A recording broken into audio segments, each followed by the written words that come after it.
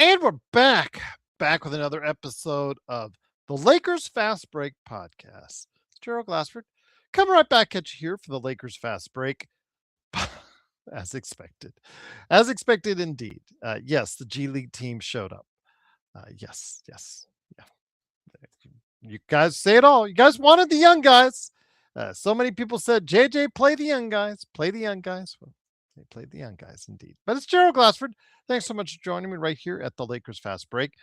Go ahead and check out my one of my other shows, the Pop Culture Cosmos, where we cover the latest news and trends in pop culture each and every week, twice a week, wherever you get your podcasts. On the latest Pop Culture Cosmos, Josh Peterson and I covered the big opening for Super Mario Galaxy movie. Just that movie is done fantastic. How fantastic? We let you know on the show. We let you know the initial response from audiences, critics, and what kind of long-term health will the movie have going forward. We talk about all that and more.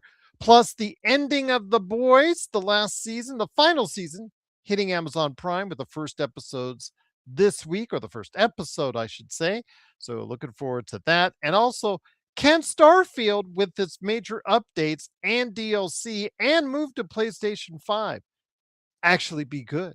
We're going to go ahead. We talk about those things and more right there on the Pop Culture Cosmos number 501, wherever you get your podcasts. Now available on YouTube as well, on the Lakers Fast Break, Pop Culture Cosmos channels as well, but also for you audio listeners, you have it right now on Apple Podcasts and Spotify on the Pop Culture Cosmos indeed.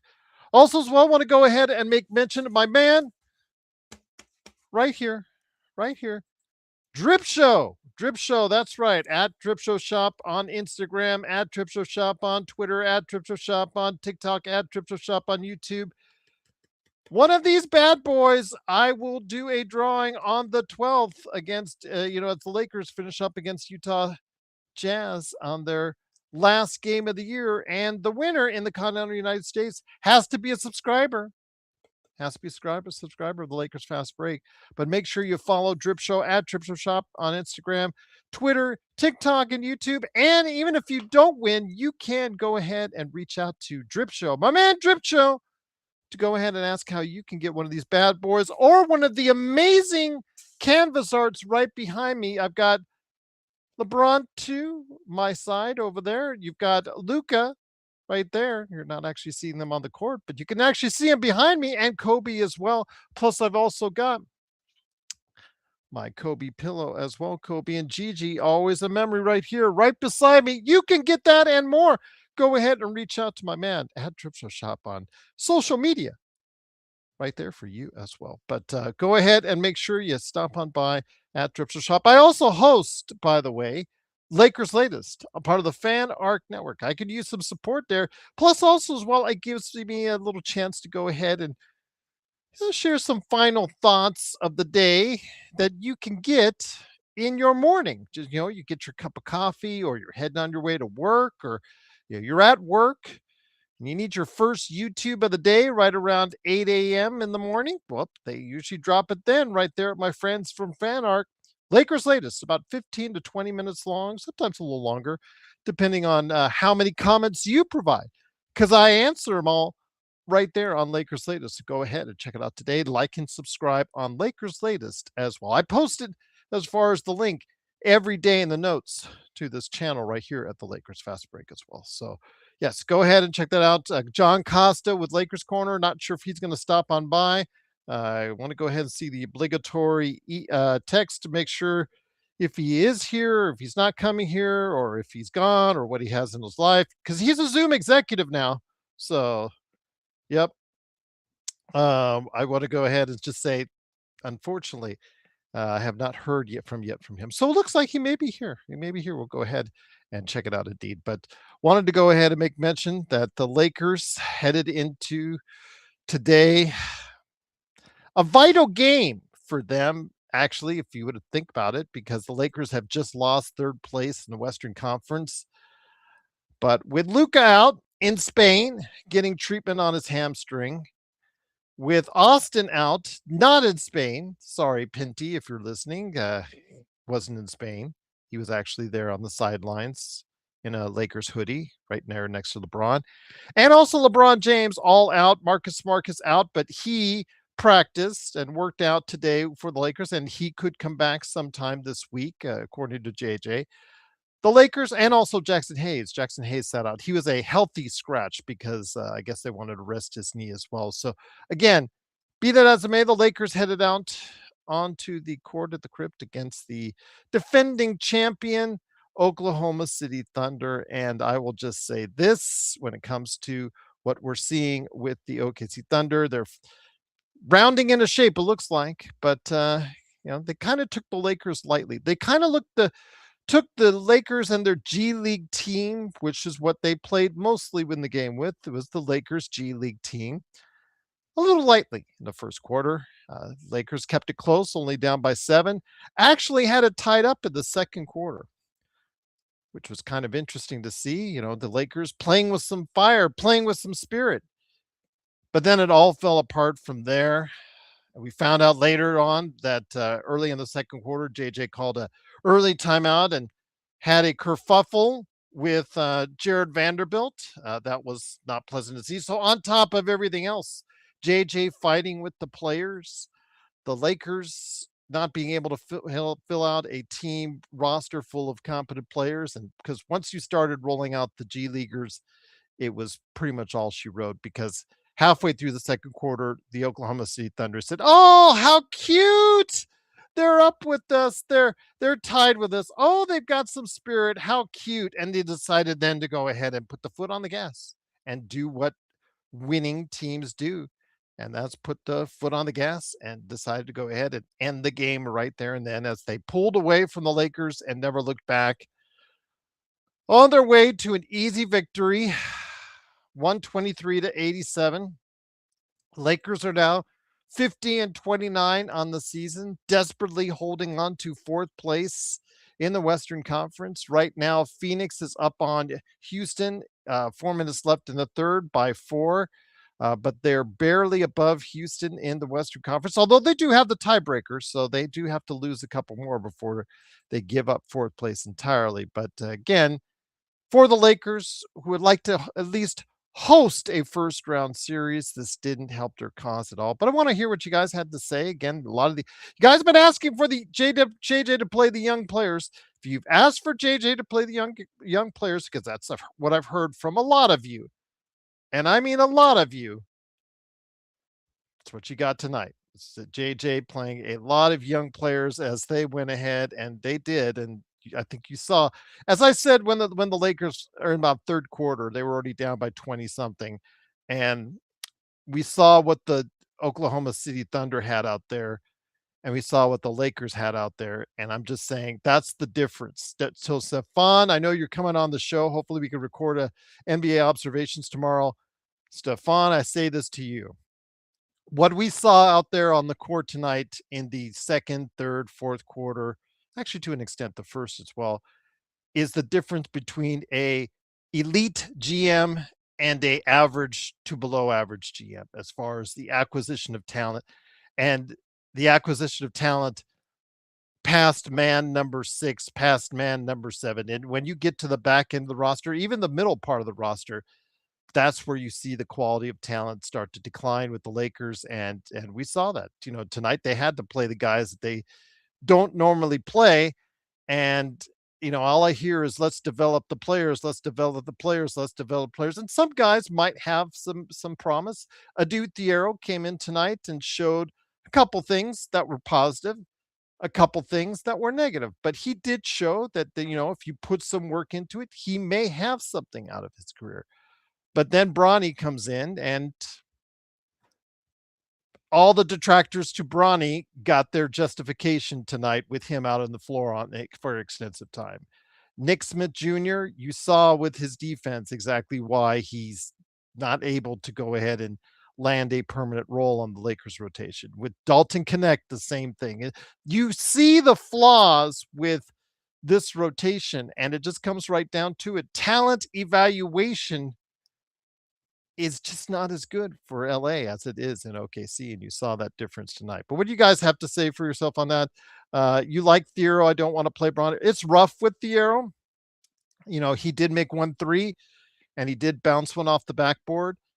He did get a little turnover happy there for a minute, but again, with his athleticism, you saw some slam dunks, you saw some spirit from him, you saw some fire. So I'm going to give him some credit. You did see some things that you like out there. So again, I would like to see more from Aduthiero. This is his time to, we talk about opportunities.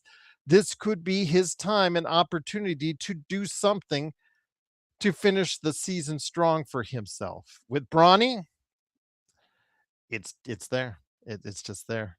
But great to have you here, Serge. Long time no see, my friend. Hopefully, all is well with you. A belated happy Easter to you and the family. Wanted to go ahead and wish you well, my friend. Always a great pleasure to have you here, Serge. Whenever you can. The mod king of all mod kings. There you go, Stefan. Adu has potential to get up to a Trevor Rees or Shannon. No, don't start that, Stefan. I don't put anything on this kid at the moment. You saw a very rough product, some things that you like and some things he needs to work on. Let's not put anything on the kid. Yes, that's just unfair. And again, when it comes down to it, as I said, Stefan, you saw clearly tonight the talent gap between OKC and the Lakers. And in that second, third, fourth quarter, the guys who they had to put out there, because everybody talks about how we have to play the young guys. We have to play the young guys. Well, we played the young guys tonight. And you're saying develop the young guys, but with some of these guys, there just is not going to be much that you can develop. Let's just be honest and let's just be real. You're trying to sometimes make something out of nothing. With the Dutiero, there is something that you could possibly make, but let him develop in his own way and don't put comparisons on him so early. Just let him be the player who he was meant to be and have him work hard to strive to get there. When it comes to what you saw as a total product out there, again, as I said earlier, Stefan, we saw the difference tonight between elite GM and a average to below average GM tonight. As far as the talent you're putting out there, it's just not anywhere near what OKC was tonight. And that's the difference. And that's quite the difference right there, is the talent evaluation and how you put these teams together. I couldn't make it any clearer than that. You say I'm always hard on Rob Pelinka. The proof is in the pudding. Right there, you saw tonight. Right there was example number one on as far as the talent gap between the Lakers and the Thunder right there. And you saw who is picking for both teams. It's not like the Lakers have a new GM. Lakers haven't had a new GM for a while. Neither has the Thunder. The same guy and the same individuals making the decisions on both these teams. And again, you see talent evaluation right there, and the Lakers need better talent evaluators. So when everybody asks me as far as what do we need to look forward in the offseason, how much salary cap, by the way, we will not have the most salary cap, by the way. Chicago Bulls will have the most salary cap, I believe, at this point, if all things point and trend towards that. They got rid of their GM. They got rid of their assistant GM. They got rid of their front office yesterday or the day before yesterday. So I would like to do the same. I've said it before and I'll say it again. I want to start fresh with someone who will see and build this team with a fresh pair of eyes and be able to go ahead and hopefully build a team around Luka that can actually win a championship. So we'll see what happens. We'll see what happens indeed. But Stefan, I'm hoping I get a chance to talk to you tomorrow on NBA observations. That's what I'm looking forward to as well. So JSJ says, I hope so, Gerald. Nick T says, I'm sick of LeBron. He just sat there and you're sick of him. I'm not going to argue with Nick T. I hope all is well with me, your friend, but you're so angry all the time. I just want to see you at least happy. It would be nice to see you happy at some point in time, Nick T. Nothing ever pleases you. Luca, your mortal enemy, is out for weeks and you're still angry. I hope you don't go throughout life with like, I just hope that if we're going to be the butt of your anger and frustration, fine. Just please be good to others when you're out in the real world. That's all I ask.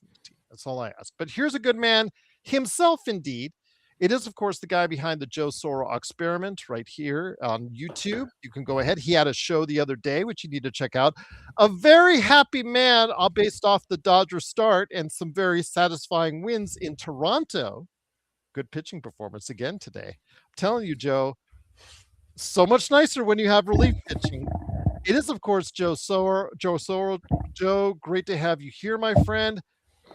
I was saying before you came on, and Stefan, if you want to cover your ears, that's fine. You can. Again, I look forward to speaking with you tomorrow and doing an NBA observations. But in the second, third, and fourth quarter, there was just a time, and I said this on Discord. I said, "Hey, look, you're seeing the product out there on the court, and you're seeing the product of a elite GM, and you're seeing the product of a average to below average GM, and it reflected in that scoreboard. People talk to us all the time. Oh, Joe, oh, Gerald, they need to play these young players. JJ needs to play these young players. They need to develop these young players. If they clearly do not have that talent to develop, it makes it really hard to do so. And on top of that, the frustrations boiled over. You saw, I'm sure right now on social media, as far as Jared Vanderbilt, blowing up at JJ Redick, and he was gone from the rest of the game because of it. Your thoughts on a disaster of a game? But it looked like I said earlier, Joe, it was like, oh, how cute.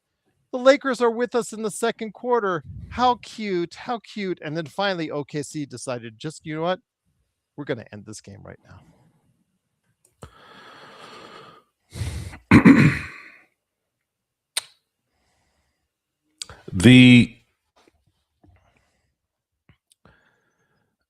It's very hard for most to not kind of join in to the crowd.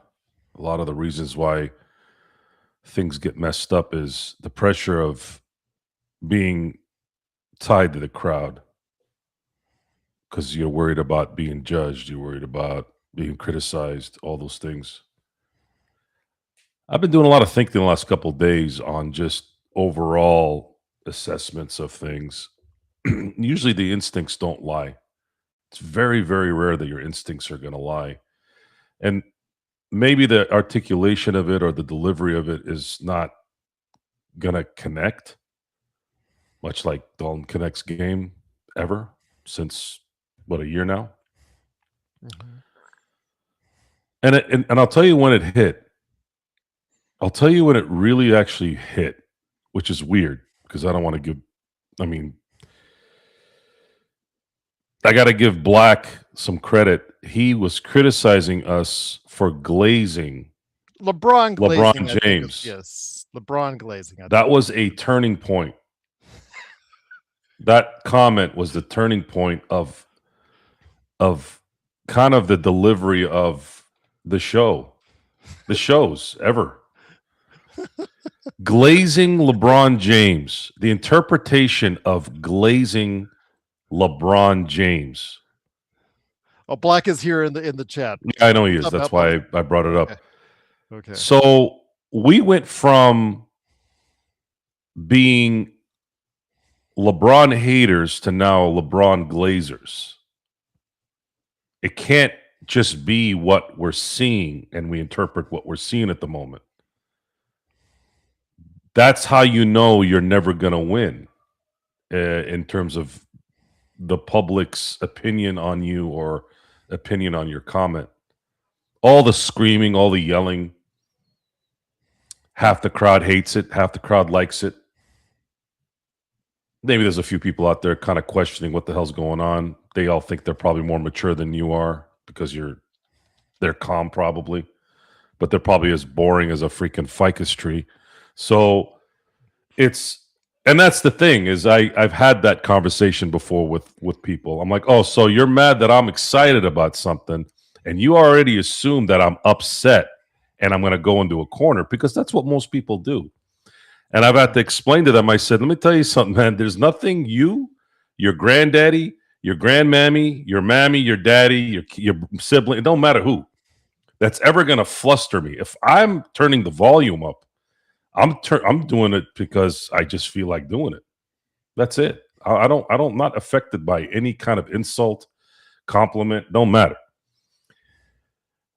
Our interpretation of what we're seeing is pretty dead on. I don't think we'd be spending 82 games a year plus playoffs plus all the offseason stuff and all years and years and years of watching basketball. I don't think we'd be doing all that and not knowing what we're watching. Just because I don't play in the NBA doesn't know I don't know how to understand what's going on. I think that's a stupid assessment. And I've even had talks with people that are not in line with what we talk about. Go ahead. No, I was just going to bring in Legend here in a second. I was just telling Xbox, what's up, my friend? How you doing, mate? I didn't see you on the Discord, so It I hope all is doesn't well. matter in the end. It doesn't matter what we say. It doesn't matter how we articulate it. Someone's going to like it. Someone's not going to like it, not like it. Stay in the middle, whatever. In the end, the results are going to always be the true decider. But then at the same time, there's some that will say, well, see, I told you this is what's going to happen after things maybe get good. Like the Dodger thing has been an interesting discussion. I had been a Dave Roberts detractor for a long time because I thought he played soft. And coincidentally, he stopped doing that at the right moment. And then they started winning. So there isn't any, Joe, you were right. He was soft. Then he stopped being soft. And then it's not that. It's, see, I told you Dave Roberts was good. I'm like, really? Is that what you got? Is that all you got? What about this? What about that? What about this, and that? What happened then? That's what I was going by. I was going by that. What was going on at that time? Just because it flipped doesn't mean I'm wrong. It's just that. Oh well, guess what? He stopped doing that and he started winning. Maybe some of us did know what was going on. There's a difference between soft and losing with your best guys or with all the ammo that you have. There's a difference. Assessing the Lakers organization in general, it's been a problem for really 12 years. It's really been a problem for 12 years when Dr. Buss died.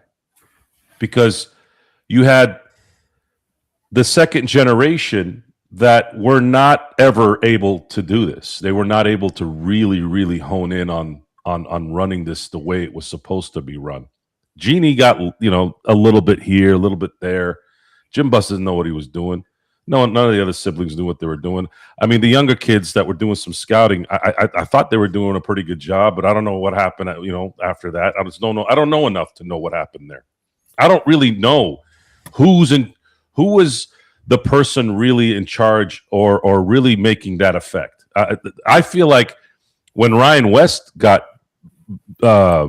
fired, I noticed that's when things started to go downhill in the scouting side of things. So maybe, was it him? Was it, what was it? Tonight's game wasn't really going to be any barometer to anything. I think we all knew they were going to get smoked. But what we also have to understand is this is the result of not being able to really, really put together anything. And it's not really the Lakers at this point. It's just the league in general. The league is just not good. It's just not. We were going crazy about the month of March. They went 15-2. Luka was on an amazing stretch. And that felt good. That felt good because how often do you see these guys play a whole month without having to worry about them sitting every 5 minutes, right? And now the narrative, as people like to use that word a lot, I can't stand using that word, is this is too rigorous for these players. They're not lasting. They can't play 82 games a year. They can't play 82 games a year in a time when medicine, training, nutrition is at its peak. And that's what I thought. That's what tonight's game was about. It was the result of the fact that, and again, LeBron has a little bit of a leeway. He's 41. There are exceptions to the rule because this is a unique exception. 41-year-olds are not supposed to be playing in the NBA and being as effective as LeBron James is. That's where the tide turned a little bit on my end. The man is doing things that no one has ever done, and it came with results this time. It wasn't him scoring 30 points against the Washington Wizards twice a year and playing really well against New Orleans. I mean, he was doing some good stuff against some really good teams on the road. The Lakers hit the wall. It's not likely that Luka's going to be back. I just don't see how you come back from his injury based off the history of it. And I think Austin Reeves is going to play it safe because he knows he's got possibly $40 to $45 million a year looking at him in about 2 months. And then LeBron, that's probably the biggest mystery here. Is he going to come back and take a pay cut? Do the Lakers want him back?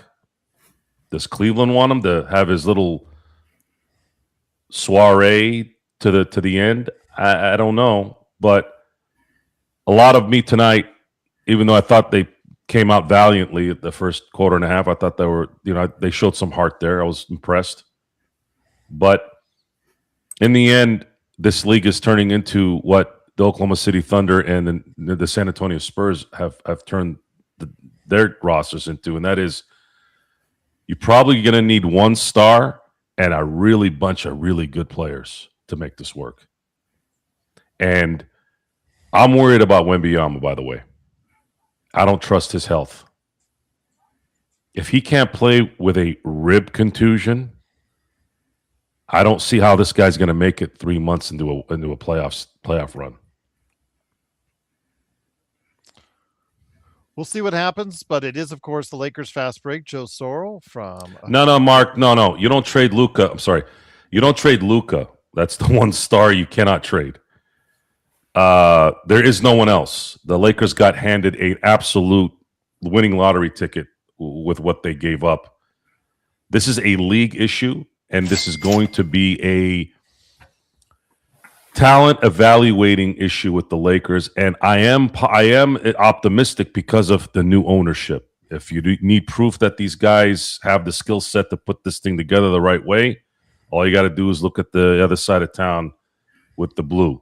The Blue are an absolute juggernaut, and whether there's a salary cap or not, that's irrelevant. The point is they have the amenities, they have the resources. There's no salary cap when it comes to talent evaluation. And in basketball, you don't need 12, 13, 14 guys. You need 3 and then build around it. You need 1 star, maybe 2, but then you got 3 guys that are like, yep, those are the 3. And that's where we're at. It is, of course, the Lakers fast break. Joe Sorrell for the Joe Sorrell. Again, I don't care about this fiasco with LeBron or not. If it means that they're going to win, that's all I give a shit about. I'm tired of the soap opera. I think I'm getting tired of the soap opera. And I think it started when I started getting on X a little bit more lately. I think I'm just tired of there's just so many fucking stupid morons in this world. I always knew that, but it's even worse than I thought. And I just want to focus on how these guys are going to build from this. If it was still Genie running things, we'd be fucked. But the Guggenheims and Mark Walter are very capable of making this work, and it will. And if I had to say one thing to Luka is, please change your lifestyle a little bit. And I know you're hurting right now. I know there's a lot of personal things going on. God, I hope everything works out for you with your kids. Get that once that gets things settled, man. You got to start reading the Black Mamba book. I've been reading that, by the way. Mamba Mentality book. Read that sucker, man, and follow what that son of a gun was doing, man. That guy, as relentless as he was, still lasted 20 years doing what he did. And if you want to be great, really great, you got to stay healthy for an entire year, man. You can't put yourself in this position. No more being out of shape. No more pulling hammies. Pulling hammies and groins are for people that are not in shape for professional sports. That's what I've always seen. It's not something I can experience, unfortunately, but I don't remember Jerry Rice pulling a hamstring or a groin. I don't remember Kobe pulling a hamstring and a groin. Anytime they got injured by blunt force trauma type stuff. That's it. Sorry, I had to go off a little bit there. I try to do it without yelling. No worries. And I know I've got a Robert Wheeler question for you when I come back to you, Joe, but I'm going to hit up my man Legend for two straight questions. Just want to let you know. It is, of course, the man from I Got Next Sports Media, a guy who actually follows a team who I didn't mention this to you yet, but I know we're going to be recording NBA observations as well. But I got to tell you this, it's, because I get Lakers stuff all the time in my social media feeds. And the one meme that has been passed around all weekend long was the one that showcased for Atlanta Zachary Ricochet and Bronny James, and how Bronny James, the number 55 pick in the 2024 draft, has outscored Zachary Ricochet, the number one pick in the 2024 draft, 21-10 in the past 7 days. So I thought you'd find that amusing. So I just wanted to let Yeah, you know. it lets you know how bad he has done Yes, in Atlanta. that's yeah, exactly. So, where Atlanta has gone right in many ways, they did not on this occasion. But Got Legend, great to injuries. They did right on that this week. Yep. Yeah, I saw that as well. Absolutely. But is Legend from I Got Next Sports Media, the DeAndre Ayton experience today, which didn't experience so well. JJ himself said DeAndre Ayton in the last couple of games of why LA hasn't been able to feature him more. He's had trouble catching the ball. Intel is asking, my man Intel, how does Ayton not get 20 and 10 tonight? How does Ayton not, they didn't try OKC in that first quarter, and it just did not look. They were just going through the motions, and DeAndre Ayton had a chance, an opportunity to do some things, not necessarily 20 and 10 per se, but at least be effective, more effective than 3 points on the game. Your thoughts, my friend? Again, I think he's a synopsis of what exactly is going on right now with this game, and it entirely just it seemed like DeAndre Ayton did not. He was hating. He did not want to be on that court tonight. JJ arguing with Jared Vanderbilt during a timeout. JJ saying that, what did he say? Oh, yeah. It's nothing personal with him. It's just a confluence of things. So, with all that going on, it seems like the ineffectiveness of Aiton and the malcontent of Vando just made a bad situation with the Lakers' lack of personnel tonight a whole lot worse. Yeah, it kind of showed that there is some frustration there right now, and you probably a little frustrated with how things have happened within almost a week now. And it's been like I said, I've never seen a team just kind of collapse just like that, just off a snap of a finger. And that's just kind of what it showed tonight. A little bit of frustration, a little bit of just probably trying to figure out what can you do to get through this situation. Aiden, he did. I didn't really get to watch the game fully, but I watched a little bit of from someone else I know who got NBA League Pass. I refuse to pay that, but I watched a little bit of that person League Pass, and yeah, he looked like he kind of disinterested. Looked like he really didn't want to be out there. Probably had the feeling of, well, we know we're gonna get our ass kicked anyway, so what's the point of being out here? But still, I give him respect for at least being there, you know. But he didn't look like he was kind of checked out, and but I give a lot of respect to Drew Timmy. They gave some heart, gave a good little fight at the beginning, and then OKC kind of looked at each other and said, all right, guys, let's go in this game. Let's stop Like playing with the like I was kids. saying earlier, though, just like, oh, you're so cute. Look at the Lakers. They're tied with us in the second quarter. So cute, so cute. Oh, and just smashed just like a bug right after. Pretty much. I mean, that's pretty much what happened. They let you feel good a little minute, have your moment, and then said, I'm going to remind you why you can't be at the table with the big boys right now. Go back to the corner where you belong and stay over there. That's kind of what happened after they got serious with you. But still give a lot of respect to them. In the JJ and Vando situation, I'll be honest with you, I'm kind of not surprised. Vando been getting a lot of them DMPs and all that. So there might be a little frustration on Vando end. And then being snatched out after he break 3 free throws in a row. So, What can you say? I mean, what they were at one time, they were 10 of 25 from the free throw Yep. line. Legend 10 of 25. I mean, I know some high schools will shoot free throws better than that, so that's pretty bad. Yeah, yeah.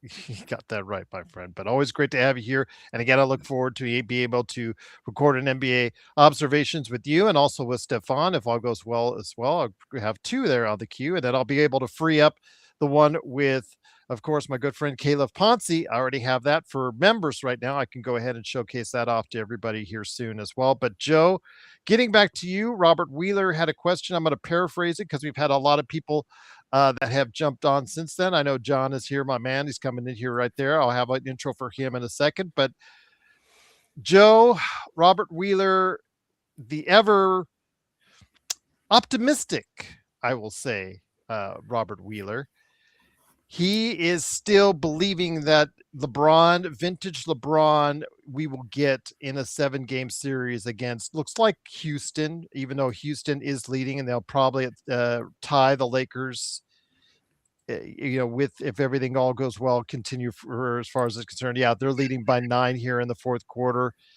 So they will probably most likely tie the Lakers here in the Western Conference standings shortly and probably pass them at this rate. Even if that's the case, it's looking more and more like a 4-5. The Lakers have won the Pacific Division, so they cannot go to the play-in Trojan. Minnesota may be too far out of reach at this point to try and be able to overlap the Lakers, but we'll have to wait and see. But he's thinking that a vintage LeBron James performance will propel the Lakers into the second round. Your thoughts on that, my friend? First, I just don't think Luka will be in shape enough, or Reeves, to make a run.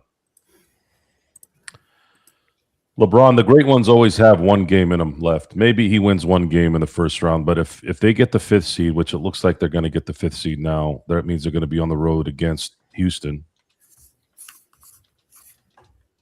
I don't. Maybe they win a couple games in that series if Luka and Reeves aren't there. They'll lose in 6. And my concern right now is the Celtics. We just got to make sure that, or Oklahoma City needs to just stay healthy enough to make it through, because I don't trust Wembanyama in San Antonio. Something's off there. He's soft.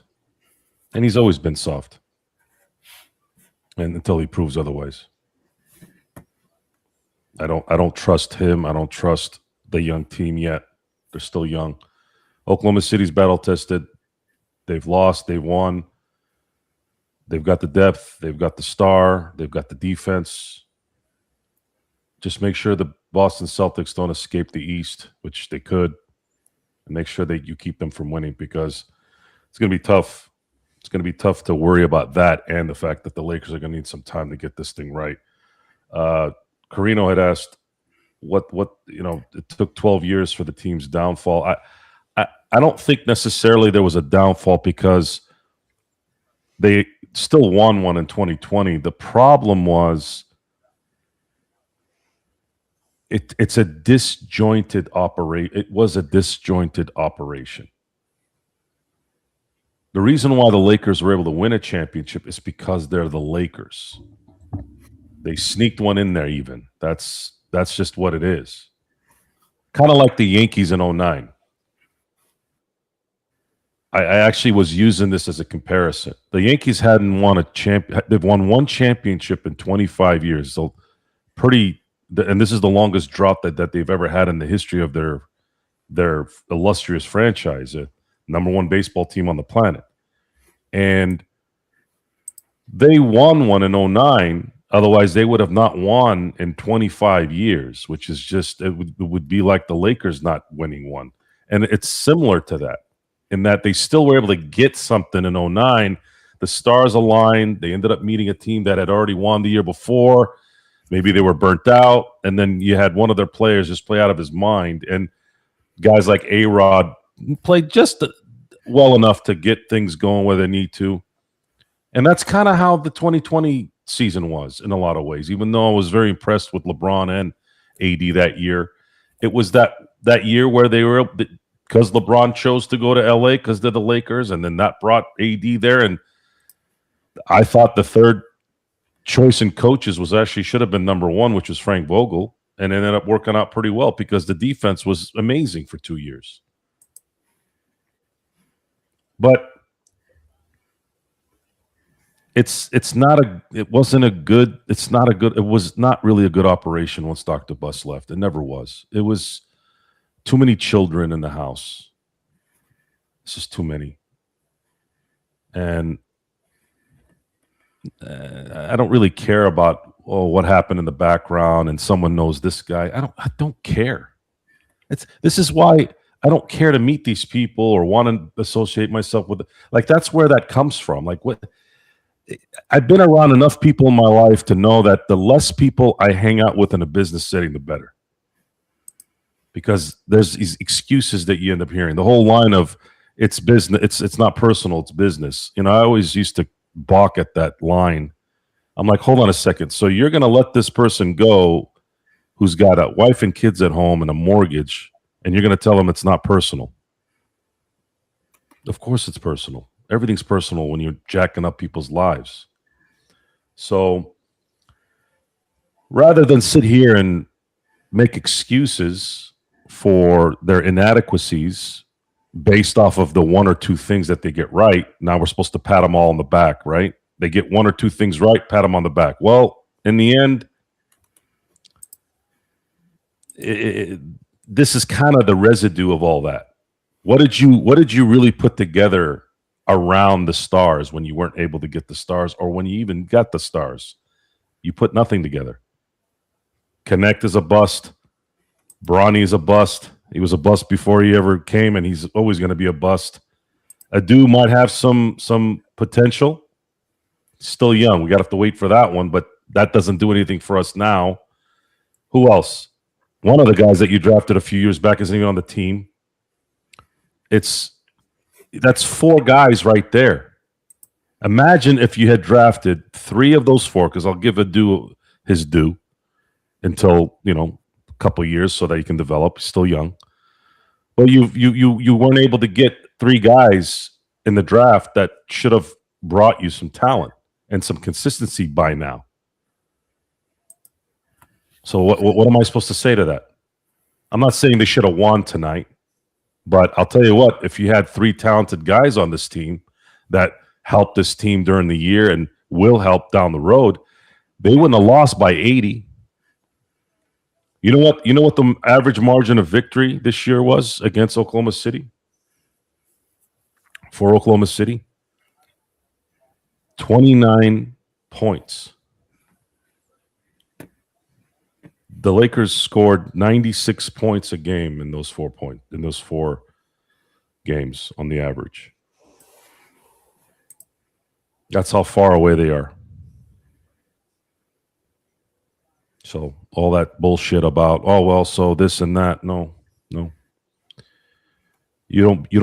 Competition matters. We've said this how many times on the show? Competition matters. Going through the East the last 25 years is a hell of a lot easier than it is going through the West.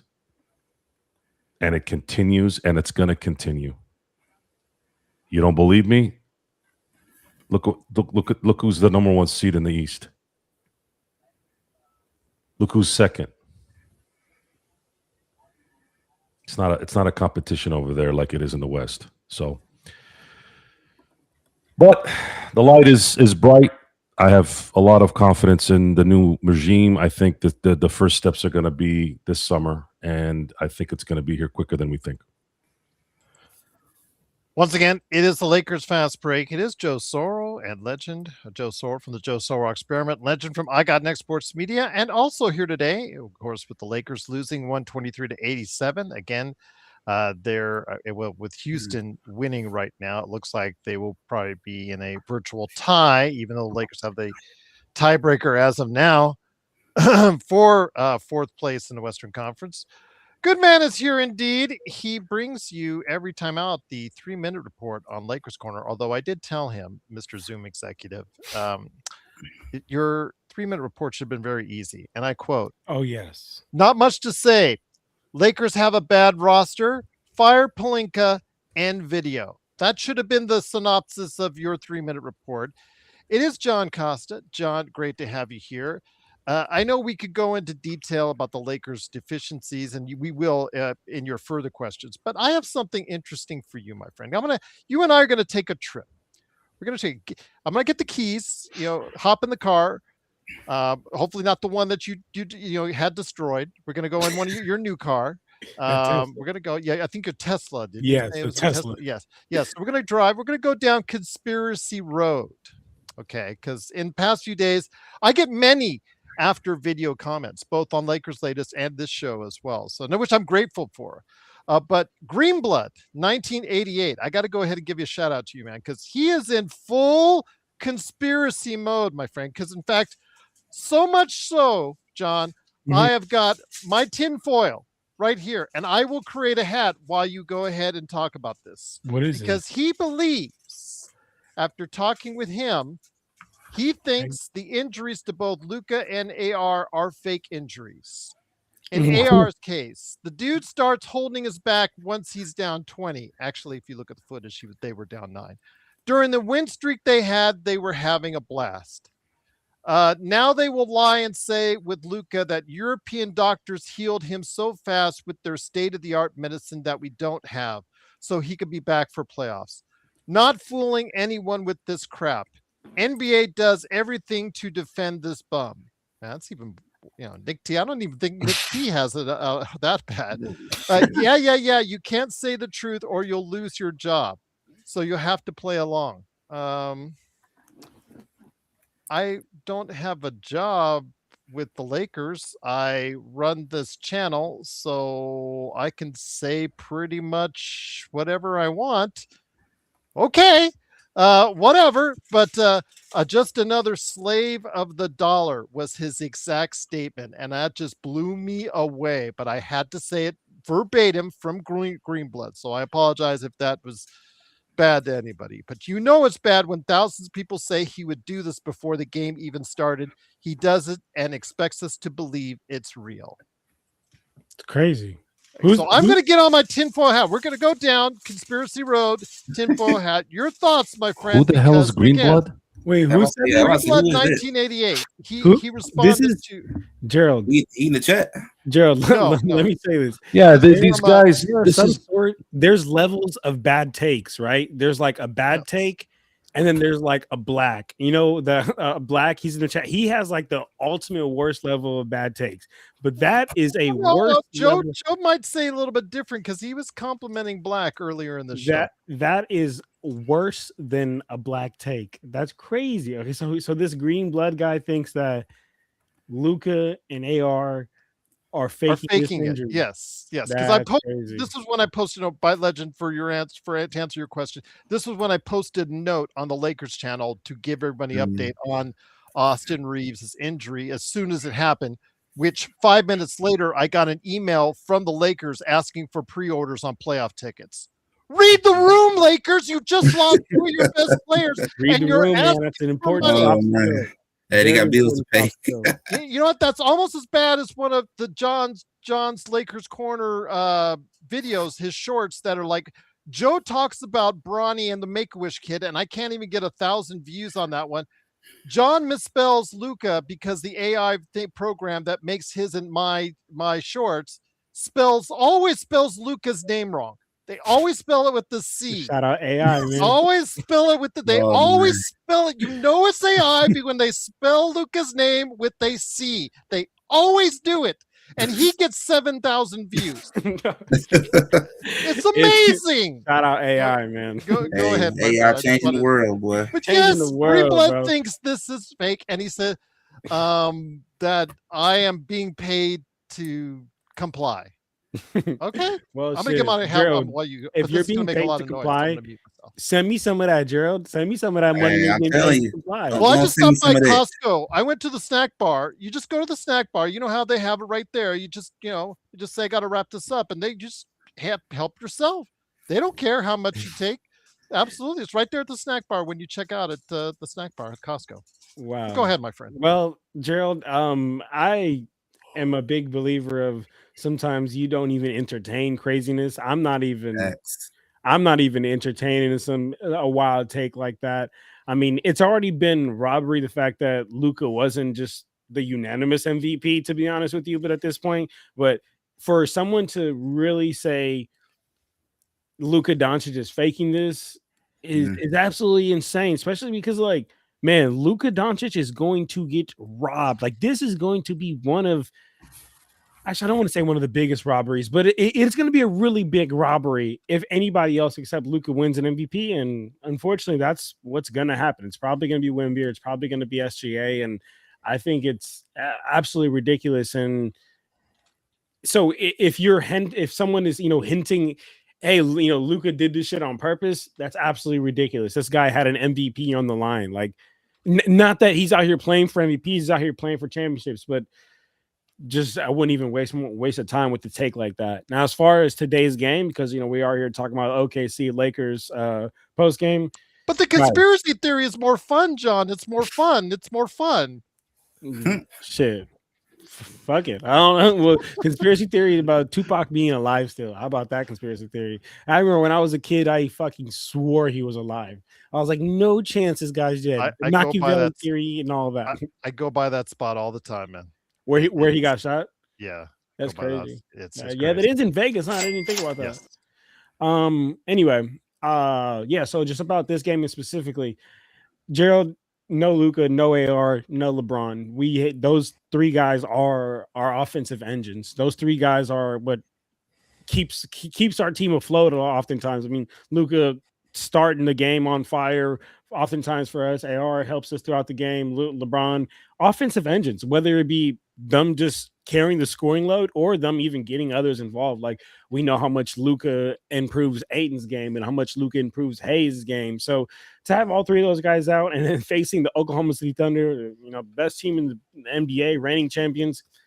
Shit, Gerald, I knew it'd be a bad game like this. We were semi in it, to be honest. You shout out Drew Timmy. We were semi in it in that first quarter, and then they ended the first quarter on fire.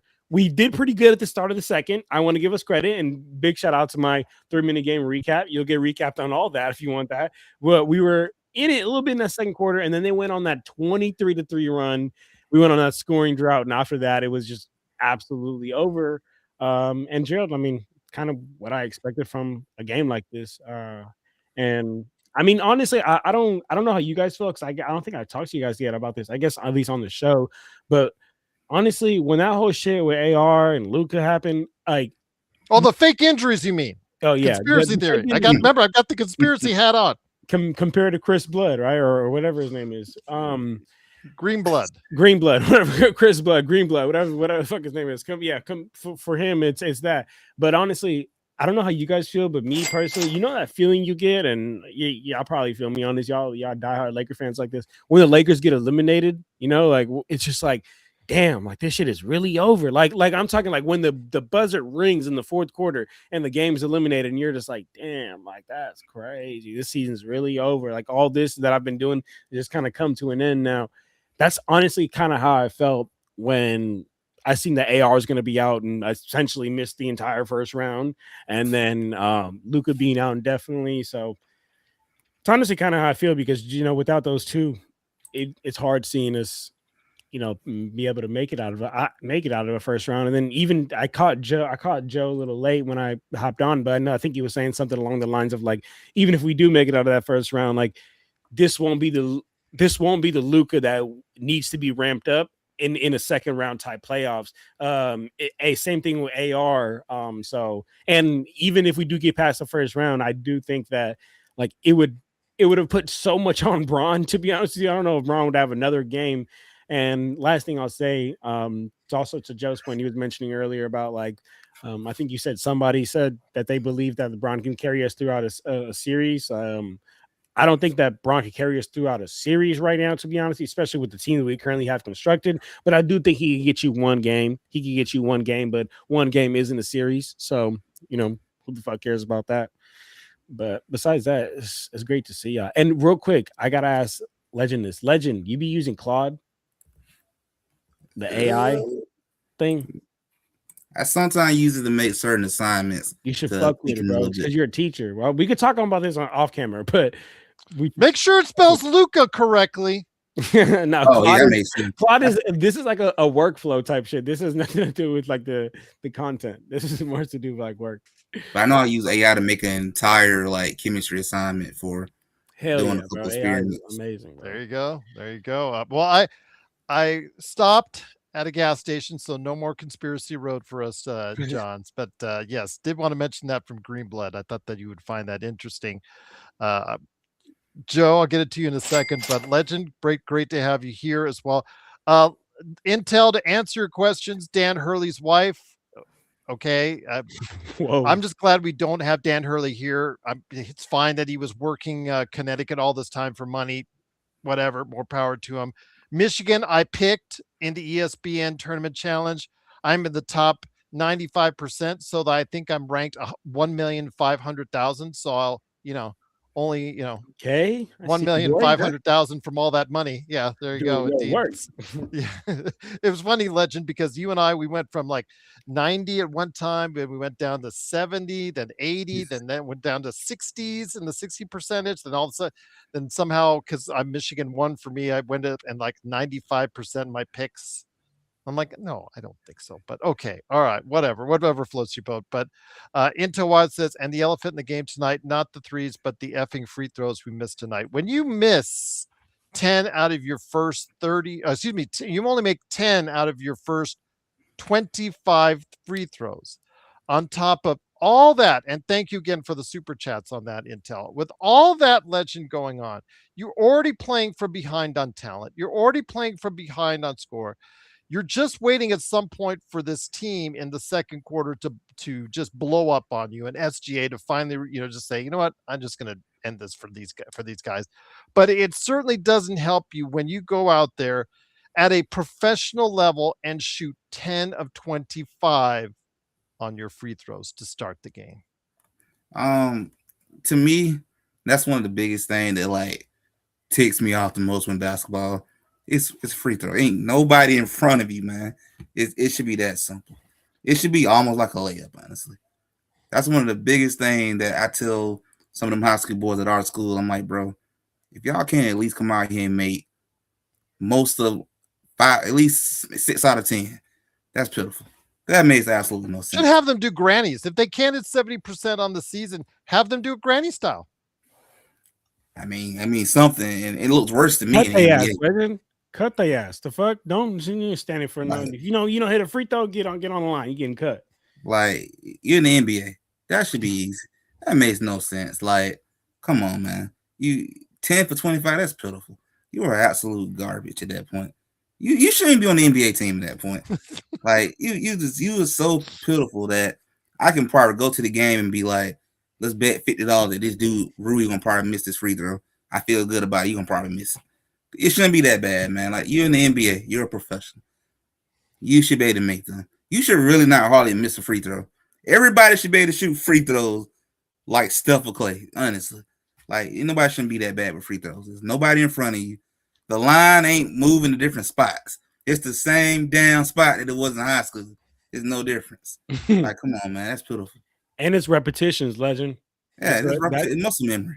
It's exactly just muscle memory. It's repetition. It's not like it's one person is going to be better than another. I mean, I do think that the smaller your hands are, it makes it a little bit easier. Because I did hear one time Shaq said, "Imagine shooting a tennis ball from the free throw line." I was like, I guess that's a pretty good point. Because their hands are pretty fucking big, but still at the same time, you're getting paid so much money and you have 24/7 access to a gym. Even if your hands are massive, get in that fucking gym and figure it out. So I hear you. Figure it out. I will say this with the Lakers now being officially tied in the Western Conference with Houston after Houston won, came back on the road in Phoenix and won. I think they've won 8 straight to go ahead, and they're tied with the Lakers at 50-29. Lakers do have the tiebreaker, but with 3 games left for the Lakers, including Phoenix, Utah, and what's coming up with Golden State as well, we'll have to wait and see if the Lakers can pull it out. 14-31 overall, Intel, 45%. Joe, I mean, when you saw the product that's out there, and you talk about what hope there is for the Lakers to go ahead and be able to make changes to make things better around for Luka going forward. The Lakers will have one of the highest as far as amounts of available cap space to them. They will not have the highest. Chicago kind of already surpassed them by quite a bit on that, and now they will need a front office. Joe, should the Lakers follow that same lead as far as finding a new decision maker when you have that much able room to play with as far as between three first round draft choices they can have an additional second, they can have 40 some odd 50 some odd $million in available cap space, they can have choices to do what they want. Do you want Rob, or I know you don't believe Rob is going to be the one that's doing it, but do you want Rob anywhere in the room making those decisions to do it? I don't. When you have a new ownership, I think it's only fitting that you get the guys that you want to run your business, guys that you trust, guys that you know that will be better than what you have now, which is more than likely that.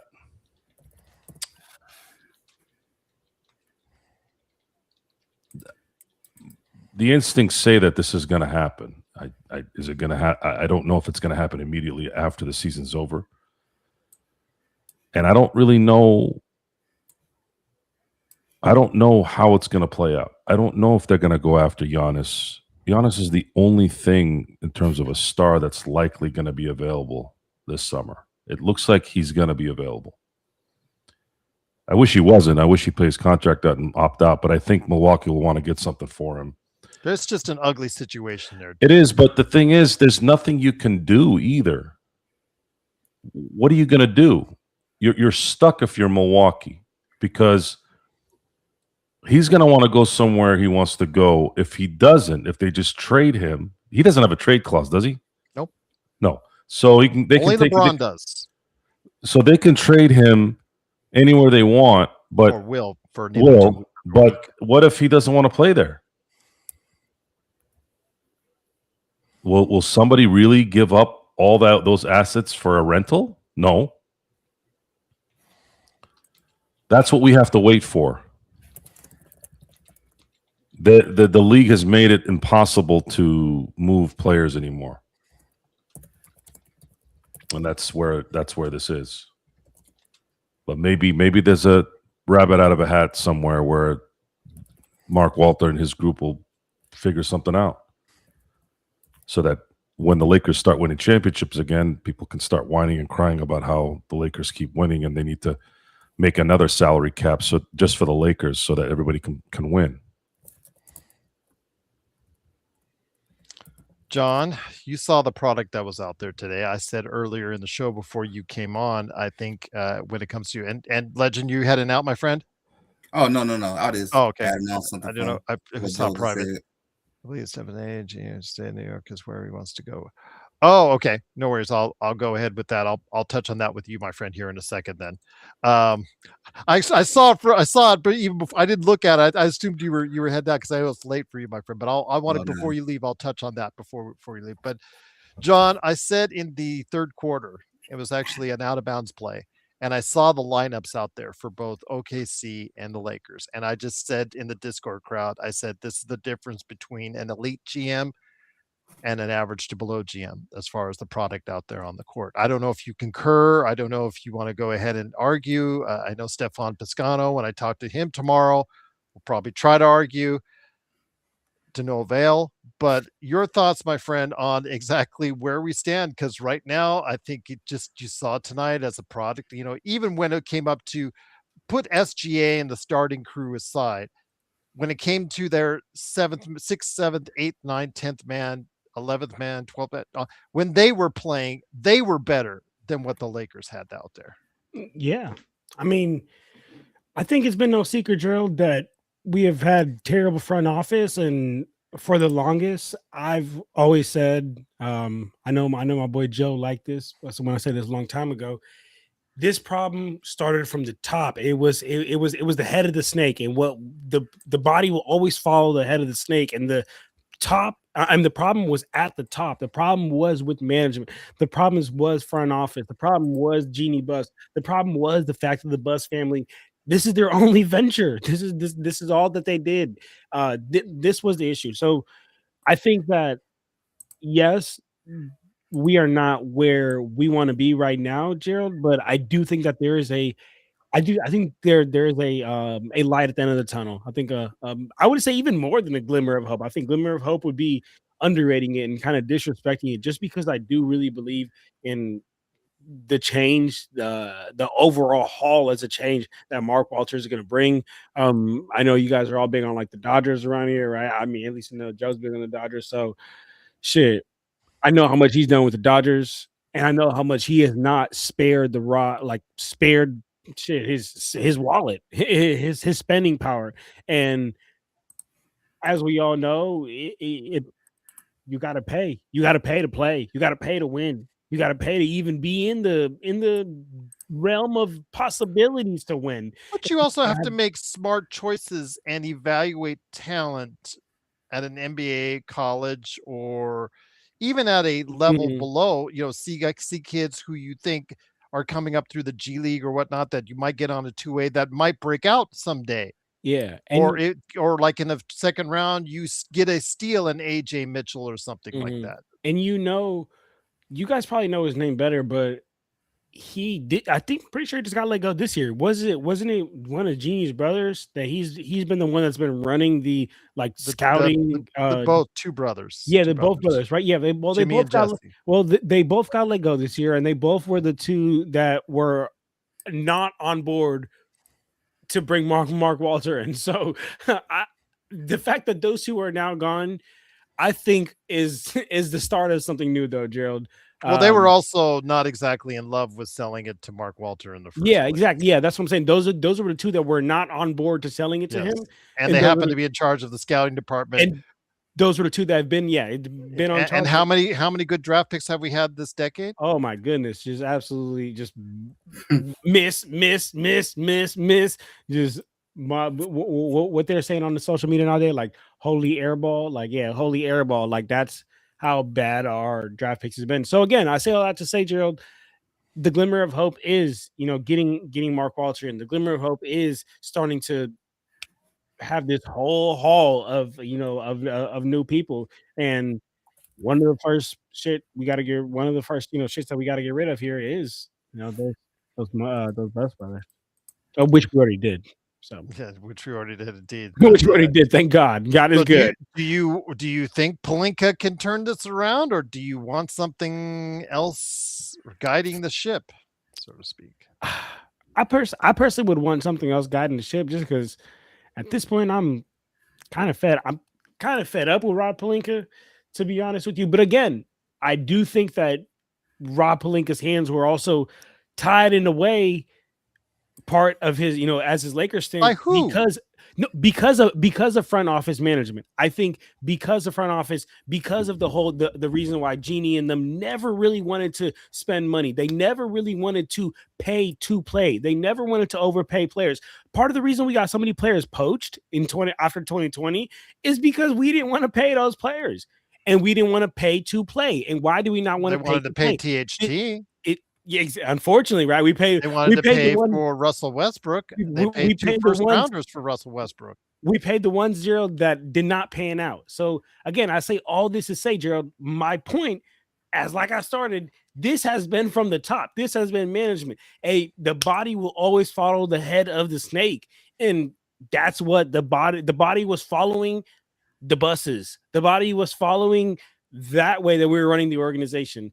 But again, you're right on Caruso. I'll give you that, because they didn't want to go ahead into a higher tax realm, but they paid the tax almost every year this decade. They haven't gotten into the second tax apron that much, they've gone into the first tax apron, so they paid at least some tax on most years this decade. And now if you look at championship teams, though, Gerald, most of them are in that second apron, though. That's what I'm trying to tell you. But the okay, he Celtics, hasn't been until next season. the Celtics are damn near now about to have to erupt because they've had Well, to. no, the Celtics are out of it. The Celtics are out of the second tax. But when they won the championship, they were in danger of when being. they were And getting, that's my exact point, though, Gerald. And you understand what I'm telling you. That's my yes, exact point. I know, but I'm just giving you also as well that it's not every team. When you have a good GM, you don't necessarily need to be in the second tax apron right away in order to do it. If you have someone that can evaluate talent properly at a developmental level, get a lot of guys that can do the job right away on a lower salary or when they first come into the league and evaluate the talent properly. Plus, make one hell of a trade that you fleece the Clippers on doesn't hurt either. Which is why I tell you, thankfully to Mark, we got rid of those brothers that's been absolutely just airballing on talent and airballing on scouting, airballing on recruitment. Now we have Mark, somebody who is now willing to spend that money, because I bet shit part of the reason we had those buses there is because they were willing to spend that pretty dime on the right scout to put there, on the right recruiter to put there. So that's kind of where I'm at with that Gerald. But I still would like to get. I still would like to get rid of Rob, as you say. He was to an extent. I will give you that. What was that? I don't think Rob Pelinka has been as handcuffed because, like I said, it's been him and Jeannie for exactly him and Jeannie again. Okay. My point is, I want to get rid of Rob, but at the same time, I do feel like Rob has not had a supportive owner that's like, hey, here's the bag. And Here I understand she's like, cash poor. Here's the bring compared to the other owners. I get that, and there's an extent. Like I said, the Caruso is the biggest example of that. I give you that. And that's my and that's my only point. He has kind of had his handcuffed, but still at the same time, I still want him gone. So okay, so because when somebody comes into and talks to you about trading Westbrook, trading for Westbrook and giving up 2 first-round picks, a talent evaluator should have laughed that person out of the room. I don't care who he had dinner with. Right. That's all on Rob. Okay. Yeah. When Rob, the guys that the Bus brothers are suggesting you get this one player or one player. Ultimately, Rob is making that pick for JHS. Ultimately, Rob is making the picks for all those busts that you're at. It ultimately the buck stops with him on many occasions. On, like you said, when it comes to assessing free agents on who they retain and who they should not, if it's money is the issue, okay, again, I understand that he did have some limitations there, but his talent evaluation is just not that good. And you saw that as a prime example, Exhibit A on tonight's game. It is right there. You cannot hide it. And I'll just leave it at that. But Legend, let me get it to you, my friend. You said you believe Stephen A. and Jay Will said that New York is where he wants to go, but that's the report from First Take. Did you say LeBron or who it's going to on that? That's about Giannis this morning. Oh, Giannis. Oh, yeah. Giannis has been wanting to go there for a while. He mentioned that, I think, in the last summer, as far as Giannis wanting to go there. But again, if I'm John Horst, Legend, and it's now a bad situation anyways, and now I'm fearing for my job, even though I helped design a GM team that got to the championship, like Rob years ago. Sports world has short memories. Yeah. And once Giannis gone, guess what? Giannis is gone.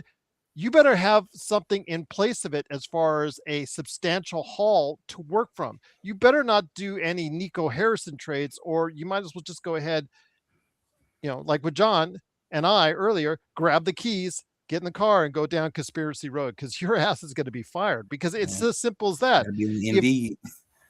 This summer, he better get a substantial haul from whoever the best, whoever the biggest buyer is on that, whether it's, like it's the Golden States, the New Yorks, whoever, Miami's, or if it's somebody like in the playoffs that feels that think he's going to be that one missing piece, Legend.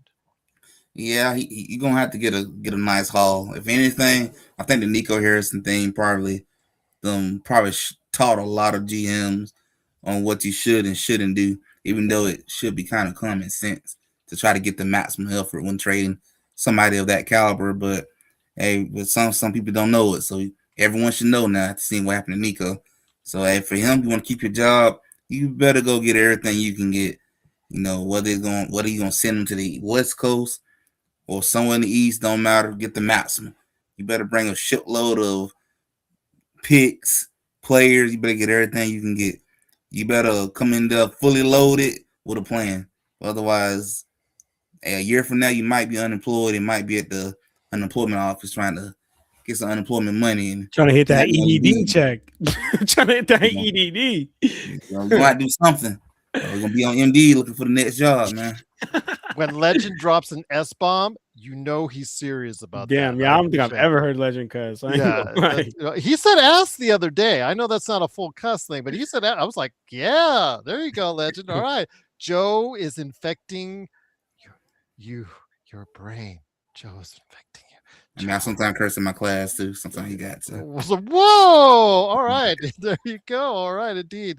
But once again, the Lakers do lose tonight. Again, they're now tied for fourth place in the Western Conference. Joe, let me bring it back to you. Um, again, we're trying to keep this as light as we can, but it's also, what do you do at this point? Do you go ahead and keep these guys out? Do you think it's going to be a while, even with the best and most experimental of treatments? I don't know if Luka is coming back anytime soon.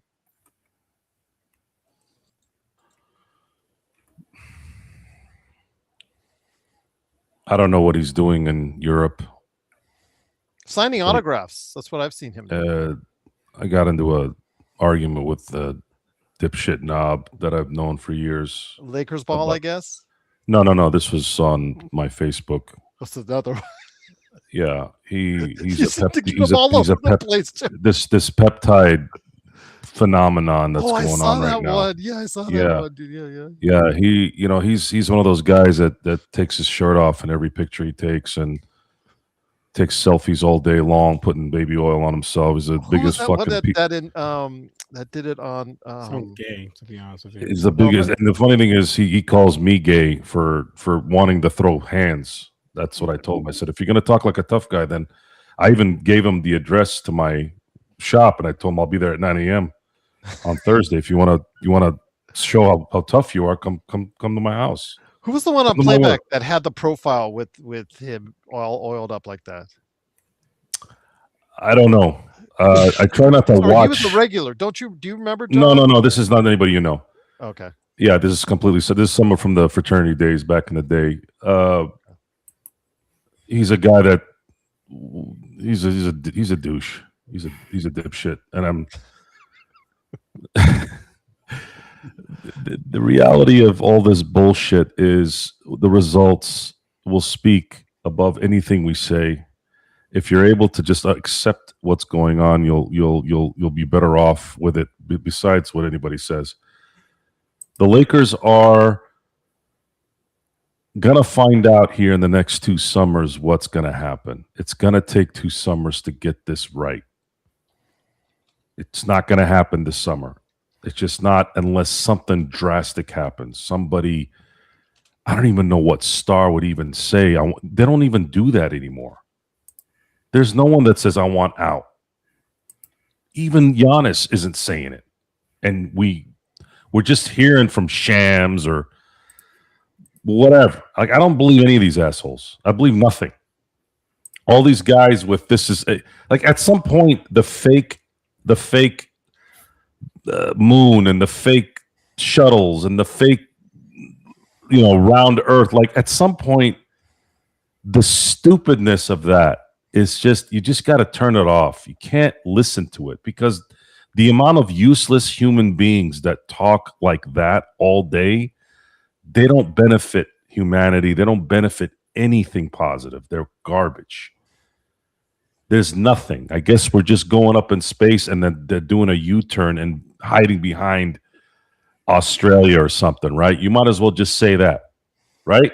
Oh, no, they're just going up in the air, and then they're turning down and they're hiding. That's where they're going. They did a loop, Joe. They did a loop. They looped the moon. They did a loop up your ass is where they went. They're up your ass now. I'm glad you probably explained it better to me than anyone from NASA. It gets to a point where when you're a moron and you're delusional, it's weird, because those people think you're delusional. That's the funny thing. Oh, see, Joe, look what happened. Okay, we went 15-2, in the month of March, and I was trying to enjoy basketball, trying to enjoy the Lucas show because that's all we had, right?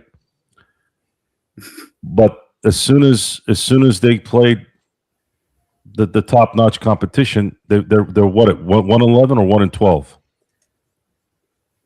I think 1-12. 1 out of 12, basically. They've lost 11 out of the 12 against the top teams. So how am I supposed to be excited about that? I want my team to win a championship. That's what that's what ultimately this is. So I think it's time to turn the page with the current regime. LeBron has a little bit of a leeway because there's a little bit of a balance there where can you get somebody better than him? And will he take a pay cut if they can still acquire talent through the draft, through free agency, things like that? Those are the things right now that I'm looking at. Can you replace a LeBron with somebody else? Will it matter? Because I know that this new regime is going to be drafting better. I know that they're going to have more resources. We know that, and I've seen it already. And the only reason why I bring up the Dodgers so much on a Lakers show is because it's the same guy. And I already know that guy, and I know his operation. They care about winning, and they care about the team. Beyond even winning and losing, they're about taking care of people. If they take care of the people in LA, they're going to take care of the Lakers and the Dodgers, obviously. So I got to give them the benefit of the doubt and let them get this thing developed at this point. Whatever they say is likely going to be the right choice because they've been making those choices. Who is that? I don't even know who that That's is. Arcarino. No, I know it's Arcarino, but who's Teoscar Hernandez plays for the Dodgers. Oh yeah, Teoscar, go. So that guy looks like glad me. of you two joined the show, Teoscar. That guy looks like me. What happened? Arcarino says his roommate just jumped in, saw what he was watching, and thought John was Teoscar Hernandez. Oh, because of the beard and the hat. What the fuck? This guy's like dark-skinned. The problem with John is he's the whitest black man I've ever seen in my life. Hey man, that's the Brazilian side kicking out of me, man. I'm real light skinned. Oh my gosh. Well, I get a lot of that. Well, there's not enough brothers in Major League Baseball. I'm like, brothers from where? From America? There's a lot of brothers. Dude, there's like half the freaking league is Dominican and Cuban. I'm like, the last time I checked, those guys were black. So I don't know what you're talking about. Basically, just say there are not enough Mookie Betts. Be honest. Come on, don't fiddle around with it, right? Just be honest. The thing with baseball is you got so many games, you know everybody. Like even though I'm a Dodger fan, you end up finding out because you're playing every team 162 times right throughout the year. You're gonna know and they play every team now. It's an interleague play started like 25 years ago. You're gonna find out every player. So it was funny, but this goes back to just stupid self-inflicting ignorance. Oh, I learned about enough this than that. I'm like, what are you talking about? Are you blind? So it's nonsense. Everything's just nonsense 90% of the time. You got people who talk basketball that are getting paid millions of dollars to talk basketball. And I'm like, what the fuck are you talking about? That didn't happen last night. They just pull it out of their ass. It's just nonsense. What are you watching? Who told you that? Somebody told them that, and they're running with it. That's their source. It's just this Shams thing today was funny because it popped up on my damn phone. I'm not even asking for it, but it keeps popping up. I finally had to turn off the breaking news on my ESPN. ESPN's a freaking useless app at this point with all this bullshit that they keep breaking news. Angel Reese gets traded. I don't give a fuck about Angel Reese. What the fuck is how is that breaking news? Wait, Joe, can I tell you something? I had the exact same thought. How the hell am I getting this? Like seriously, I went, what the like I was in a phone call too. If you guys were filming me, it would have looked like a movie. I'm sitting there, by the way, I'm doing a Zoom today Shot I hadn't done a Zoom in a while, right? Hey, So I'm talking to this guy, and I'm like, the fuck?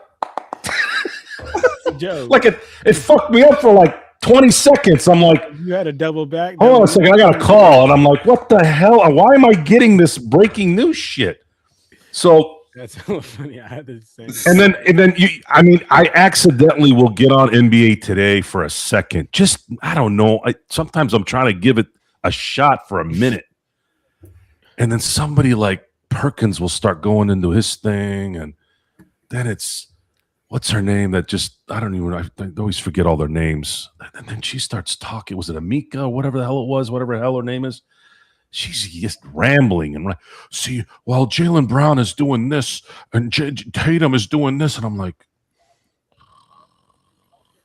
how do you know he's doing that? I didn't see that in the last game.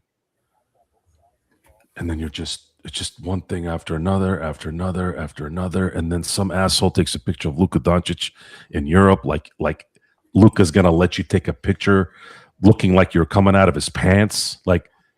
You don't think I know this is AI, you fucking liar? Like, it's just nonsense after one thing after another, one thing after another. And then again, you're watching whatever you're watching that's not sports related. Oh, the moon is made of cheese. Makes you wonder why there were so many dictators before 100 years ago, right? Somebody thinks the moon is made of cheese. It's a long story, and not going to get into it. The bottom line is, This predates your birth, my friend. yeah, the bottom line is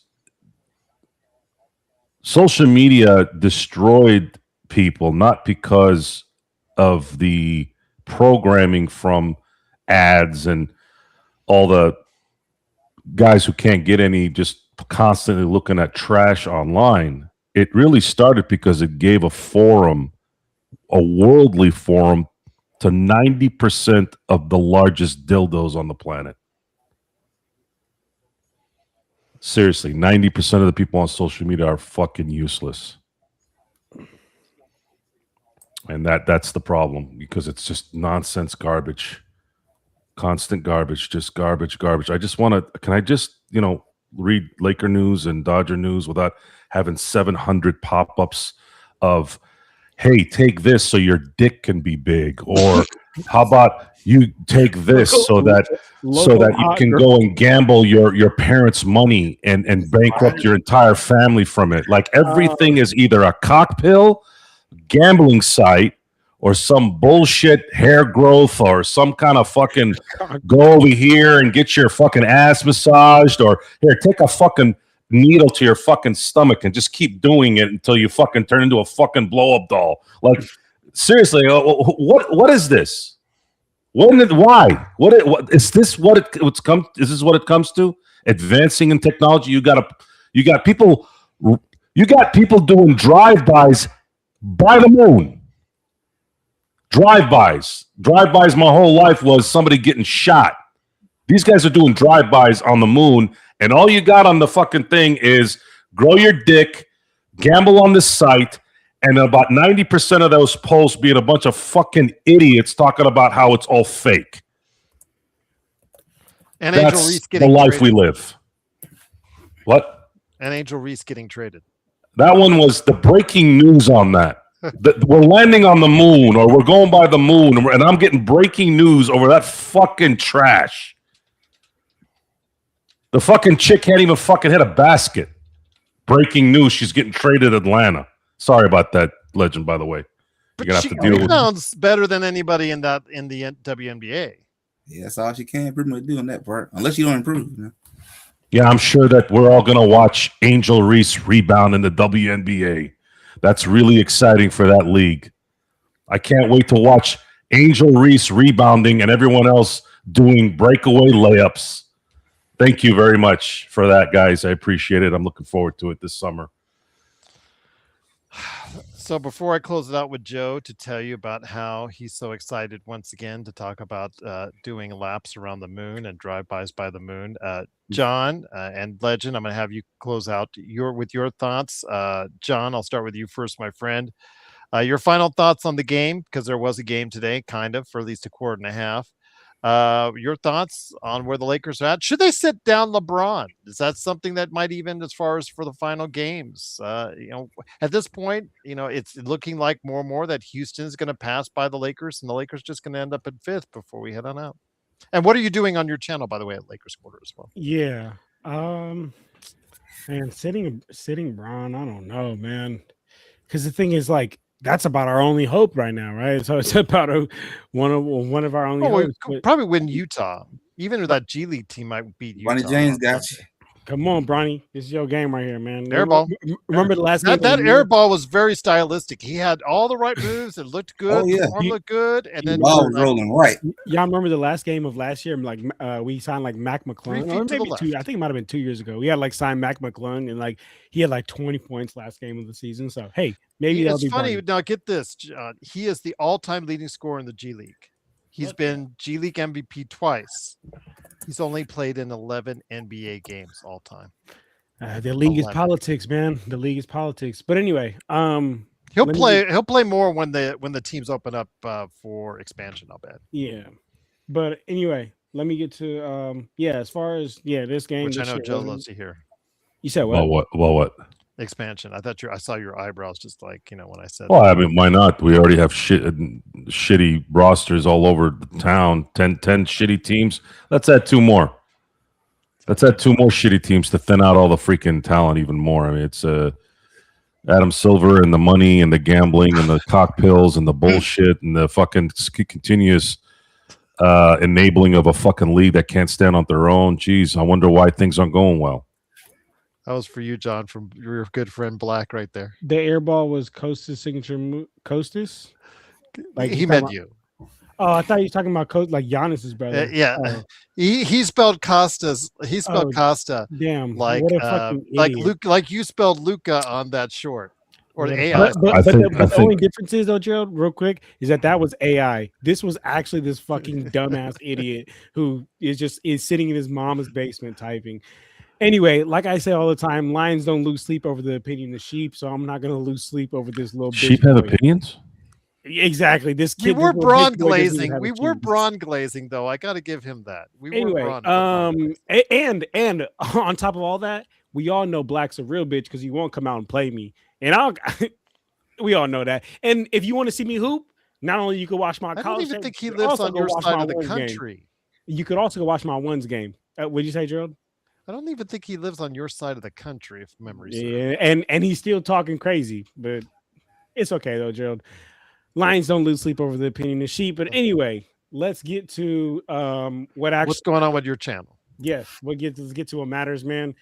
Check me out, Lakers Corner, YouTube, 3-minute game recaps, weekly shows. Check me out on Instagram. We're almost at 8,000 followers on Instagram, so check me out, Lakers_Corner. TikTok, it is Lakers Corner 24, and the same thing with Twitter, who is, I guess, known as X now. Everybody's saying X. I'm still going to say Twitter. Elon, I think, wasted a whole bunch of money buying that.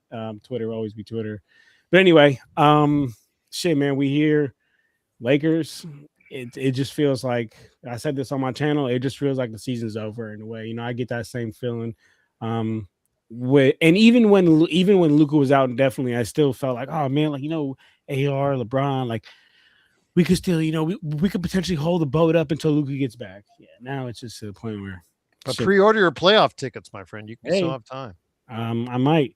And next time I'm in LA, we need to go to this place, Joe. This one place in LA, this bar, and on Sunset in Hollywood. I'm DMing them, and they're trying to do some like live like watch parties, and they want to partner with me to where it's like I'll like basically give a code, and then it'll be free at the door, but and then they basically charge drinks, and then like if you use my discount code, like you get like 10% off. And he's trying to have me go down for like game 1 or 2 for playoffs. So if I'm down there, we should go down there. He's like, what did they want us to do there? Shit, just watch games. No, I mean, yeah, it's really just watch games. You could do a live show down there. Yeah, it's really just like watch games and promote his bar, because he got a bar out there in Sunset, and he really wants to even more promoted on my social and shit like that. And then I'll give people my discount little code of like Lakers Corner or whatever the fuck will make it, and then he people buy drinks with that discount code, get 10% off and shit like that. And then and yeah, but that'll be like game 1 or game 2. But anyway, All right, we'll talk if you get down there. I'll make a trip over there. I got to go see Nick. I talked to Nick today. Oh, Laker Nick, man. Wish him yeah, we're best. The lawyer.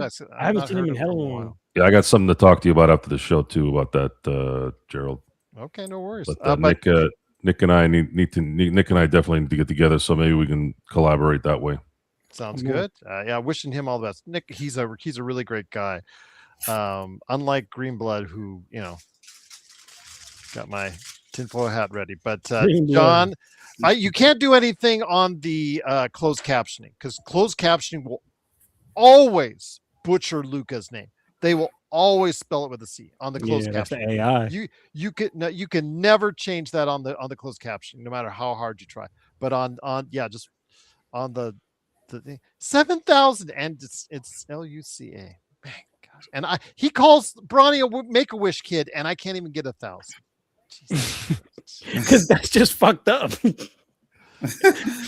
Unbelievable. That's just fucked up. Man, that's messed up all the way, boy. But Legend, I want to go ahead and make sure I got coverage for you. Tomorrow, you and I will record an NBA Observations. Looking forward to see your deep thoughts on the Eastern Conference. So we can go ahead and give them some love as far as going over what's going on there and the final games of the season. But my friend, you've got a great channel as well. What's going on with I Got Next Sports Media? Just recently I did talk about what happened with the Lakers, talked a little bit about what happened on the East Coast, talked about the Angel Reese move to the A's, and that is big for our state and our area. And then I'm probably gonna get ready to do a little bit more talk about what's gonna happen with Giannis, and probably prepare a live stream or video, one or the other, and get ready to cover the WNBA draft to see what my dream's about to get ready to do. See if we can get a person who's highly gonna be probably drafted. See can we get her to Atlanta, get Flage, keep the homegrown in the state. We'll see what happens. Again, I was talking to JSJ earlier. Lakers need to look big. There's we were talking to JSJ earlier. I feel sorry for you, man. In the chat, he's asking about the draft. He has his thoughts. Yeah, I know. Sorry. What do you got? You guys start. I got to do something. I got to interact with the chat somehow. Yeah, but JSJ, come on, man. Mark gets on my case. So talk to Search at least or something, or Carino. I talked to Search. I talked to Mark. I talked maybe to them. JY a little bit. Just as long as you don't talk to Black. JSJ though, man, come on. Anyways, all right. I was saying that the Lakers have at where they're going to pick somewhere in between 20 and 25, a lot of opportunities to get some bigs, either a power forward or a center in that range with some talent. And I'll just leave it at that. If these guys do go into the draft, because like Trojan was saying earlier, that NIL money may keep them in school. But before we head on out, Joe, what you working on with the Joe Sora experiment before we head on out? Feeling pretty good that Otani is going to have a good outing tomorrow. Therefore, we will, and it will be an afternoon game. So I'll probably have a show sometime in the evening tomorrow to commemorate the hopeful sweep of the American League champions. The Blue Jays are hurting right now. I think half their roster is injured. But much like Oklahoma City today, no mercy. You win every game you can win. Dodgers are doing that. Dodgers are at this point looking like a team that is combining their two championship runs into 1 year. And if that is the case, if things stay the way they are, we're probably going to look at what will arguably be the greatest dynasty in baseball history. And I know that sounds weird to a lot of the old Yankee fans and current Yankee fans, but when you factor in where baseball is now, even as far back as 25 years ago, it's a completely different game. And I'm not going to downgrade the Yankees of the late 90s. I would say there's an argument that that could be the greatest dynasty ever as well. They won 4 and 5 years. However, I don't believe this will be it, even if they do win it this year. It's just going to be a team that three-peats, which is I think the exciting part for me is we're going to have a lot of shows comparing the 2 3-peats in LA. I can't wait for that if that were to happen. So the Lakers, because Empire Jeff and I have already been talking about it. I'm like, hey, man, we're going to be able to talk about this for a while. Who is better? We've already found ourselves talking about that. Is this more of the 2002 team? Is it more of the 2001 team? This looks like more of the 2001 team. But then there's a combination of, if they're really good in the regular season, could be a combination of 2000 regular season and then the playoff 2001. So that's just, it's fun. It's fun. We're already there. We're kind of ahead. And even if they don't win it this year, they're gonna win. In my view, at least 2 or 3 more before Ohtani retires, and that's the very least. So it's in baseball. If you sat there and said, "All right, Joe, you're going to have 10 years with Shohei Ohtani, and you're going to win, let's say 4 to 5 titles," I think you probably take it.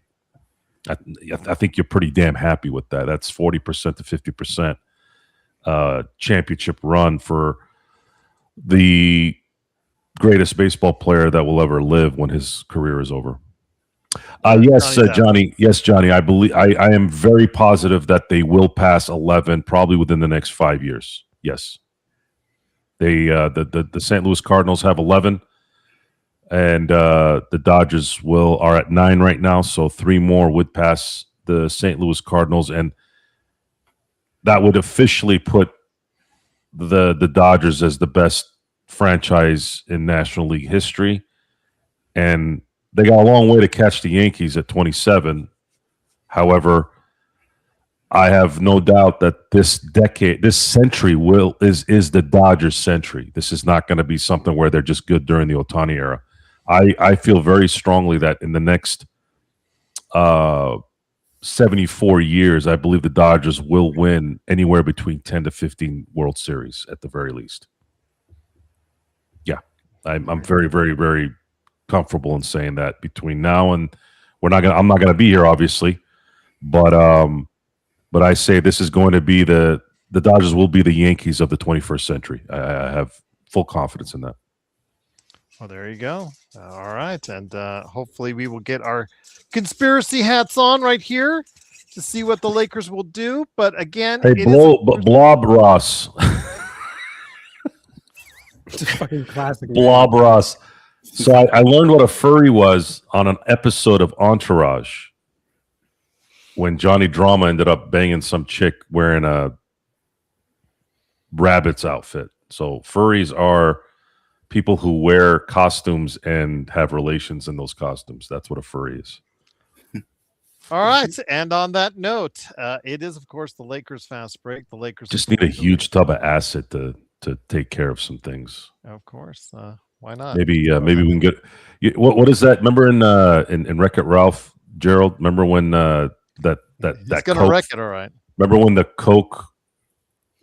Remember when they put what was it, Mentos or whatever, Pop Rocks in that Coke, and it attracted all the bugs. Mm-hmm. We got to do that with the sphere, and the sphere needs to turn into that zapper that zaps all the flies. Okay. I'm sure James Dolan, who owns the sphere, will absolutely love to put that to use like that. There you go. What a better way to put a $1 billion product out there to go ahead and be a glorified bug zapper indeed. Yeah. But it is, of course, the Lakers fast break.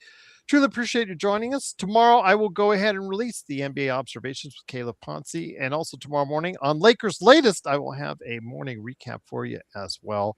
But again, as my conspiracy hat falls off, I got to put it back on. Don't miss John Costa's Lakers Corner with his 3-minute report right there for you. Again, I told him, I gave him the synopsis. Could have made it even shorter, but it's more elaborate than what I get into the weeds, man. Okay, there you go. Absolutely. Tonight could have been straightforward. All I'll say is that. But again, legends here. I got Next Sports Media and Joe Soro with the Joe Soro Experiment as well. But again, thank you so much for joining us. I'll be back with some more NBA observations tomorrow. We'll be back for games as far as for on Thursday. I believe is it the Golden State Warriors on Thursday? Yep, Warriors on Yes. Thursday. Warriors on Thursday, then Suns on Friday, then Utah to finish out the season. All right, so there you They go. don't We'll have be back. basements usually in the West Coast, by the way, Okay. So because there's earthquakes here and no one wants to be laying there playing the PlayStation. All of a sudden, That is correct. Yes, I can concur with Joe on that one. Absolutely. but at least we know he is in the that's a basement. shitty way to die, man. That would be ass. Mom, you have any Pop Tarts? John, you live in Northern California. Do you have a basement? No, but I have an attic. Well, but that's up. That's not. Yeah, You know but what it's my like- attic looks like? But it's lit though. Like you could go in there and stand up. There's- You can go on my attic. and Oh, stand really? up. Yeah. There's nails mine sticking can't. out from the joints of everything, so I have to literally go like this. Oh, that's crazy. And Yeah, I put, mine's like a bend over. You know, like that when you get up there, and yeah.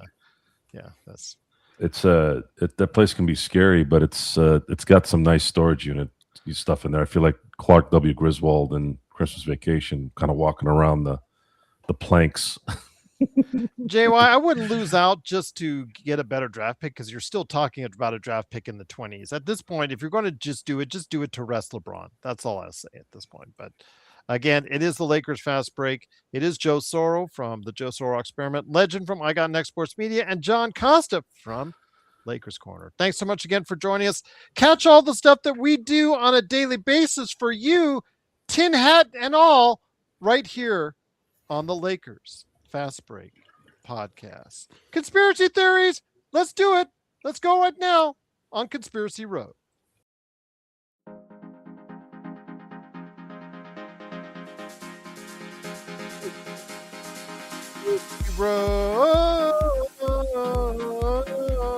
No one's doing the.